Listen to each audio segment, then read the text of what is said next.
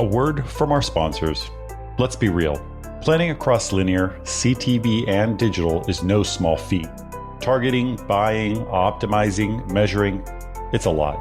That's why Nexen built Nexen U as an online course led by agency and publisher experts who are deep in the converged space every single day. They're here to help you get it right. Their biggest module yet? Media planning and activation. It's now live and packed with expert tips, campaign walkthroughs, and a certification badge to prove your skills. Start learning today by going to u.nexen.com. Again, that's u.nexxen.com. This podcast is brought to you by AudioHook, the leading independent audio DSP. AudioHook has direct publisher integrations into all major podcast and streaming radio platforms, providing 40% more inventory than what could be accessed in omnichannel DSPs. What's more, AudioBook has full transcripts on more than 90% of all podcast inventory, enabling advanced contextual targeting and brand suitability. AudioHook is so confident that in addition to CPM buys, they offer the industry's only pay-for-performance option, where brands can scale audio and podcasting with peace of mind knowing they are only paying for outcomes. Visit audiohook.com to learn more. That's audiohook.com. Welcome to the AdTech God Pod, your window into the world of advertising technology and the people behind it. I'm your host, AdTech God. Welcome to the AdTech God Pod, your go-to for real conversations with talent on the market. Today, we're joined by Matt Black. I've interacted with Matt quite a bit on LinkedIn, and after seeing he's been exploring new opportunities, I thought it was the perfect time to bring him on the pod. I want to go beyond his LinkedIn profile and get to know the person behind it. Who knows? Maybe this conversation helps open up the door to his next big gig. So here we go. Matt's background is primarily in ad ops, but as you'll hear, his knowledge extends well beyond that. I've said before that I've never really fit neatly into a box in my career, and I think Matt might be in the same boat. So sometimes a resume can't necessarily capture the full picture, but a conversation can. So I'm really excited to get this started. Matt, welcome to the AdTech God Pod. Thank you for having me, Your Holiness. It's absolute pleasure, and was absolutely excited to be a part of it. Yeah, same here. Thank you for accepting. This is something new that I'm trying out. I see a lot of these like really great people on LinkedIn that are looking for work and DM me and I DM them and we have conversations. I figured, let me try something new and maybe go beyond the LinkedIn profile, get to know the person who's looking and in search of their next opportunity to see where it goes. Like it could be nowhere, and it could be you get hit up by 5 people who want to talk. So it doesn't hurt. Completely. And I think you took a lot of the thoughts right out of my mouth, in that a resume, especially when you're deeper into your career, is only a snapshot and can only convey capabilities or knowledge. And at the same time, I'm happy to be guinea pig for you. Awesome. I'm so happy for you to be here, Matt. And so let's do this. How did you get in the industry? How did you get into advertising? Do you want to take me back to maybe like the beginning? What brought you to the point where you're at today? And what experience do you feel like you have in the market that you could offer? So originally I was pursuing 3D animation to work in video games. And then the wonderful market crash of 2010, 2011 kind of disrupted all of that. And again, back then was unemployed. So started thinking back on other experiences and skills that I had and became a production coordinator for a small startup in San Francisco. And through that, part of the responsibility was to traffic ads. And of all the time I spent on the web, I never thought, like, who's the one putting these ads up, or how do they get there? So it was a whole new world to me, and something that really caught my curiosity, because I knew, even though I was just trafficking, that there was more to it than that. And that's where my career kicked off. From the startup, I went to dictionary.com, which I was a specialist. So I was doing trafficking, campaign reporting, account management, campaign management, you name it. And I had a great manager there who took and understood my background and my experience and was able to connect the dots for me. So the understanding of, I started developing websites back in 1996 went to school, like I said, for 3D animation and visual effects. So we're dealing with a lot of creatives and things of that nature. I also worked at a radio station that was streaming live on the web before most people knew what the web was. Okay, so maybe that's not completely, but you get the idea. So it felt like all of my experience had led to this type of career. And the more I dug into ads and ad tech, the more I loved it, because there was a very creative outlet for me, which I'm sure most people don't see.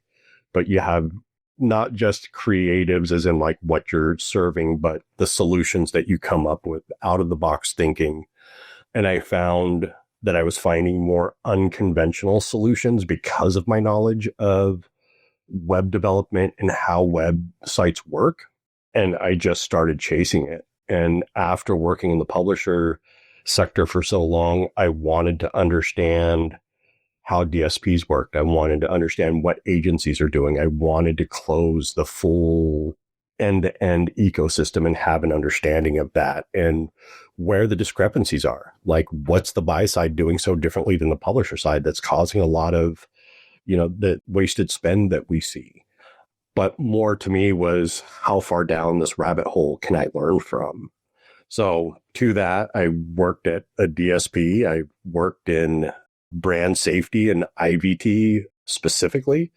I have consulted on programmatic publisher business and worked with an agency and had a good time doing all of it. And just, that tinkering and improving is what I love. But yeah, so that's a lot of years compressed into a few minutes. Oh, it's crazy. You go back, just looking at how long you've worked in the space. Like, I get it. It's really hard to narrow it all down into 5-6 minutes of a description of what you do. Like, you worked at Stitcher, you worked at Amobi, you worked as a freelance at GoodRx, and you worked at BlissPoint leading a team. What would you say is like your strong suit? What's your strength? Because you understand the creative aspect. Obviously, there's a passion for that. If you wouldn't have majored in that, if you didn't love it, like what's your goal? Do you want to get back into ad operations, run ad operations team? Do you want to work in some sort of creative tech company? Like, what would be your ideal situation? Or are you just kind of open to it all? Right now, I'm open to it all. I think I've hit a point that the things that I know and the exposure that I've had and the solutions that I have built, I just want to go help. I want to take everything that I've learned and everything that I will learn and go help somebody do it better. And not to say they're not doing it great now, but again, with the understanding of the function, you can come up with a lot of solutions that most people aren't going to see because, I don't want to say how to game the system, but how to utilize the system better for your needs. I am open and just strangely, I love doing ads and just want to get back to doing great work, with great people. You're active on LinkedIn. I see you post on occasion and comment on occasion. Like, what direction do you think things are heading in? And how do you feel, because this is always a hot topic, like, how do you feel AI is going to improve what you're doing on the creative front, on the ad ops front? What trends are you seeing, or at least reading about and interested in, that you feel are good for the industry and good for you for learning experience or for potential new roles? The AI one, I know it's going to be a hot take, but having lived through and experienced the hopefulness that people had behind programmatic and what they were expecting at that time for it to be able to do, I think we're going to kind of run into the same thing with AI. I think there will be efficiencies that we get, and it'll make things easier in some cases and will provide a great alternative. And as much as I love the thought, I don't think we're going to see the all-in-one type solution or the revelation that people are expecting it to be. And it's not to say that it won't get there, but understanding what goes into KPIs, what goes into optimizations, what goes into all of those types of mechanics, and even at a base level, what goes into trafficking. I think there's going to be a limitation where we still need hands in, and that AI won't be able to just solve that. I do think as people build upon it, we're going to find a lot more efficiencies and a lot more time saving capabilities through it, and probably a better level of knowledge base just on how to do optimizations and what does this look like? What should I be doing here and what lever should I pull? I think it'll be very useful to accelerate people's careers on the more junior level. And I think it's going to be a good thing overall, but I think we as an industry need to be a little more realistic in our expectations versus hopeful. Yeah, no, I feel like there's a, AI fixes all mentality and trend. I think it's powerful. I think a lot of the manual optimizations can probably be automated. I think that, the amount of processing and understanding of what's happening will be great. I think AI as a, generative AI kind of product for creative, I think could be really interesting. And let's see where that heads down and how good that creative is. But on the trafficking part, like some of the DSPs are coming out with these, like just type in your budget, type in your brand and basic description. It's going to do everything for you. I don't know. Like I think that's cool and that's great for a very basic buyer or a very basic brand, maybe for a small SMB. Like that could work where you don't really know what's going on and you just say, hey, I'm a pizza shop owned by two people. I want to target an area and run it. But for like major global brands, like I just don't see how a simplified UI will benefit them outside of the maybe efficiency and optimization piece. But it'll still need oversight. Right, exactly. And you're hitting on exactly what I mean is there's still too much in the details of strategy, I guess you could say, like targeting and what metrics you're going after and, what KPIs you have. The one thing to me that I've always found is KPIs are going to be the tricky part because it's hard enough from person to person to translate on a very high level. And I'm sure somebody's going to say something about this, but like the CTR versus CPA, like acquisition acts versus click-throughs, right? How do you explicitly describe that to AI so it understands the difference and you don't go back to your campaign in a week and it's optimizing towards CTR instead of acquisition? Those are the deeper seated things that I worry about in the introduction of AI. I wouldn't say I did ad ops. I would say I was very close to ad ops in one role. And I feel like sometimes it's also gut instinct of what works. Sometimes the numbers don't necessarily show, but there's like a gut instinct without any data that you think may or may not perform better. Minor tweaks that you do to try to deliver on whatever you're delivering on. Sometimes they work, but then you unwind it. You're like, hey, forget it. This didn't work. And it's like your typical like pen and notepad optimization where you're just, let me try this out. And if it doesn't work, I'm going to undo it. And if it does work, I'm a hero and I'm just going to keep going with it. And I think sometimes that non-deeply calculated optimization sometimes really works. And there is no logic behind it outside of, I tried this a while ago and it seemed to perform really well. I'm going to give it a shot. And even though it's a different campaign, it's a different client, it's a different target, it's a different inventory source, I'm just going to try it and see if it works. There is no historical data to optimize off of. It's really just something that you tried somewhere else and it happened to just work. And so like that's, I think, where we will miss out on is that gut instinct that people have just after doing ops for so long that you're able to just say, you know what, I think this might actually do it. And let's look behind the veil, right? I think exactly what you're talking about is something that happened with me at Stitcher. Is when I was at Stitcher was about the time that Google released the eCPM. And their definition of it just never sat right with me because something didn't make sense. It was only basing the value off of what was sold. And having grown up in family-run restaurants and other types of businesses like that, you kind of know that at least at a restaurant, there's the rule of three, which is your cost of goods, your overhead, and your profit. So when I was looking at the eCPM, something just did not sit right. And that's when I actually ended up taking kind of a rule of three. It's like, sure, we made $1 for everything we sold, let's just say. But then you realize that some of your networks were at a fill rate of 2%. So for that, and we didn't have passbacks at that time in app. So to be running 2%, you're having to work that much harder to get that same $1. And I've always said now that like the ECPM is like a restaurant trying to sell at cost their food at cost of goods. And it's going to fail because there's all the overhead that it doesn't take into consideration. And as soon as I started, as you said, napkin math. Yeah. I live my life on napkin math. I started doing new calculations and took our general, when I took over Stitcher Programmatic, it was about $7,000 a month.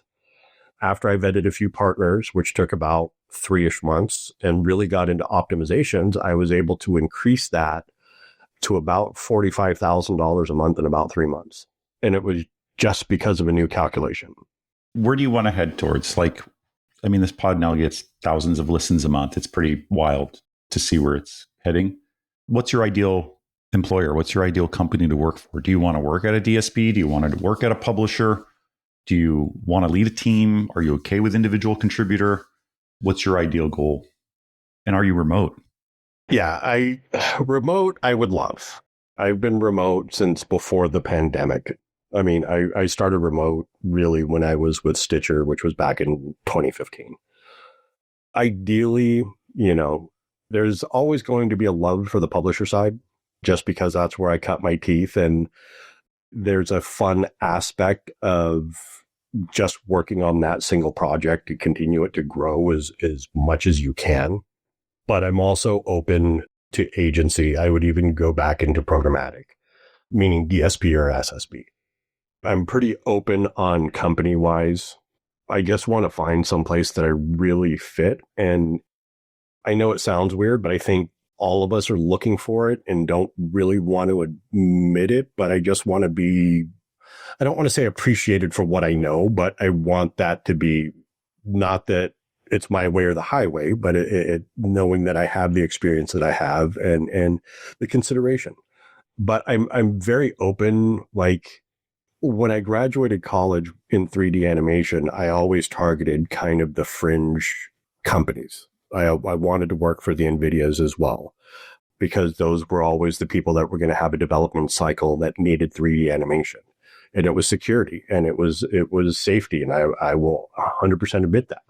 And I know that a lot of the industry right now is on different ground, but like I love seeing these companies that are getting into ads, and I would love to go help them, because what good is all of this experience that I've built if I can't help somebody get a head start on what they want to do? But at the same time, since I know programmatic, I would be happy to go back to somebody like Nexon and work with them with whatever they had, because they were great as well. I'm kind of an open book. Yeah.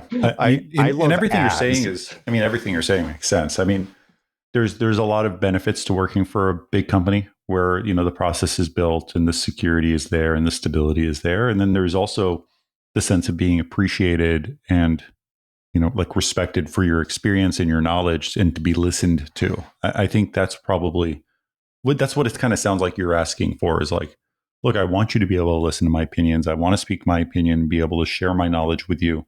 Whether it's, taken into consideration or not is one thing, but I want to be able to give advice and provide my knowledge to the greater team. I don't think that's asking for too much. And I've come across this more often than not. I think for me, because I've never approached it this way and never understood anybody that has, but there's a lot, and I think it's becoming less nowadays. So I applaud everybody that lines up with this, but there's a lot of, why should we change? Because this is how we've always done it. And for me is everything's evolving, and, we've seen other parts of the industry. So we know that there's different best practices elsewhere that will serve you better than how you've always done it. And that's what I mean. At least let me fight for my point, even if I lose. And I think that's a healthy work environment too. Like being able to share your opinion and, deliver the facts and deliver the insights. If they decide to act on it, it's one thing, but at least give, hand over the podium for a moment and let me speak my opinion, share my knowledge is not asking for too much. I think a lot of companies don't do that. I think some companies do that, like where they're open to your feedback and your insights. And it might be something they kick the can down the road for a bit, but then they come back and they say, hey, look, that was a really good idea. Let's give it a shot now. So I work with a bunch of these companies in some capacity, Matt. At this point, I think we've worked with most of the ad tech companies. So I'm really hoping that someone out there is listening that wants to give it a shot, maybe like bring you into an interview, bring you into a conversation, even if it's casual. I appreciate that. And thank you again for all of this. I really, I can't tell you, as we were discussing, there's been a lot that's been happening for me since the beginning of the year. So when I got this invite, like it's so far the best thing that's happened all year. Just, so I'll say it again. All I want is people to work, make money, support their families. That's all I care about. Like the tech behind it all, like is great and it's wonderful, awesome, doing cool stuff. But in the end, like we all have families to feed. That's all that matters. Agreed, and appreciate it. Awesome, Matt. Thank you so much for being on the pod, and I'm looking forward to speaking with you soon. Thanks for having me, and it was such a great time. And I'll keep up with you on LinkedIn. Same here. Thank you. Thanks for tuning in to another episode of the AdTech God Pod, a podcast for the people, about the people. Stay connected with me for more insights, trends, and interviews in the realm of ad tech. Don't miss out on the latest updates, so follow me on X, Instagram, and connect with me on LinkedIn. Don't forget, ATG Slack community has insights, networking opportunities, and jobs. Keep the conversation going and stay at the forefront of ad tech innovation.